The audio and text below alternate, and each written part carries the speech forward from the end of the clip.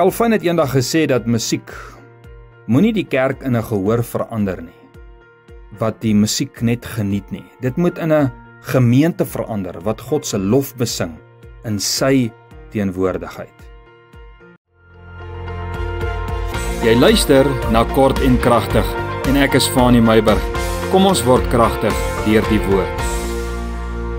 Na 'n goeie naweek, 'n rustige naweek, vertrou ek vir elkeen en 'n veilige naweek, groet ek jou op hierdie maandagmôre en vanmôre gesels ek met jou kortliks oor hierdie gedagte: lof tot eer van die Here. Psalm 149 vers 1 sê, Dawid het baie dinge geskryf oor sang, en musiek en instrumente en die meelewing daarvan. Hy sê halleluja, sing tot eer van die Here 'n nuwe lied, sy lof in die vergadering van die gunsgenote.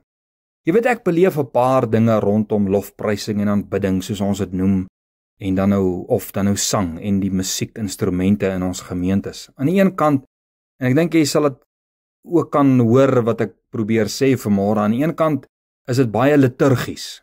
Eerst is dit die verwelkoming, die opening met die gebed, en dan sing ons 'n paar liedjies, dan die preek en so aan en so aan en so aan. Jy verstaan wat ek bedoel.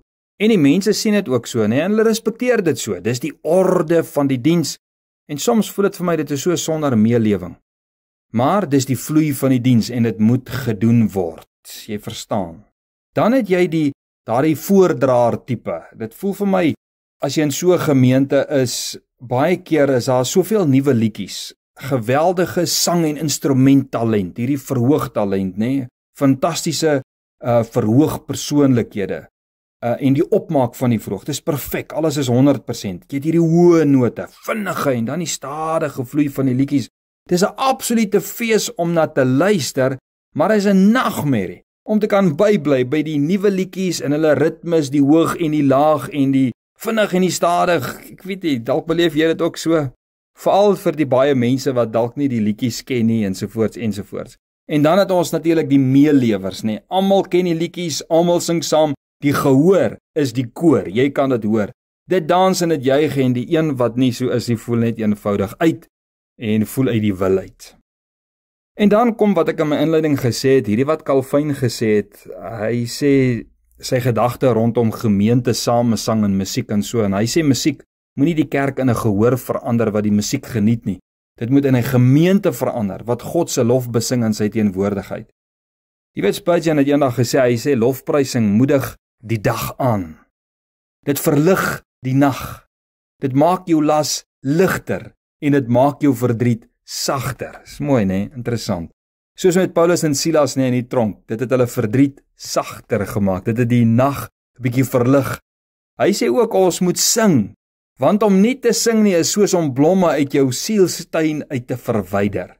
Nou as daar een ding is wat ek baie kort in my lewe, is dit die spontane sing tot eer van God saam met medegelowiges. En ek bedoel spontaan, die lekker saam sing. Jy weet, kan ons nie maar 'n nuwe gewoonte kweek om meer tot lof van God te sing nie? Om die geur van lof tot God uit ons sielstuin uit vry te stel nie. En ek vra 'n vraag, het ons gemeentebyeenkomste nie te ernstig liturgies of dalk aan die ander kant afsjouerig geword nie? Gaan dit ooit oor God, al sê ons woorde so? Jy weet, en ek het gedink oor hierdie ding, as Dawid sê in Jesaja en Openbaring, wat hulle sê, sing 'n nuwe lied tot eer van die Here, beteken dit nie juist dat ons nie moet vasval in metodes en persoonlike voor- en afkere nie? En hierin sien ek vanoggend tog 'n geweldige verantwoordelikheid op die skouers van voorgangers, of voorsangers dan nou, die worship leaders en die leiers.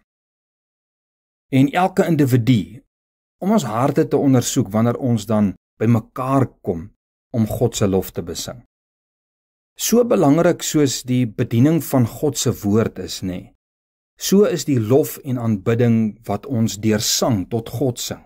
Dit is vir my geweldig, die woord is vir my realiteit en is belangrik. Maar net so is lof van aanbidding ook tot die Here. Dis hoekom daar van vroeg in die Bybel tot in Openbaring gepraat word van sang, want dit bring lof tot eer van die Here. Jy weet, is ons sang, hoe dit ook al klink, of in watter formaat dit voorkom, nie heeltemal te plastiek dalk nie. Ek glo dit moet op die man af wees. Dit moet tot die doel spreek. En die doel is om God se lof te besing, tot eer van die Here. As ons sang, tot die doel spreek, sal ons tog God beleef, want God gee meelewing wanneer sy naam opgehef word. Is dit nie so nie?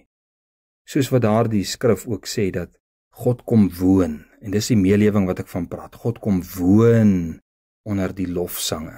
God gee meelewing wanneer sy naam opgehef word. Daarmee stuur ek jou in hierdie week in. Here, laat u woord ons opwek om te doen wat u woord ons leer. Ek bid vir ons mense vandag.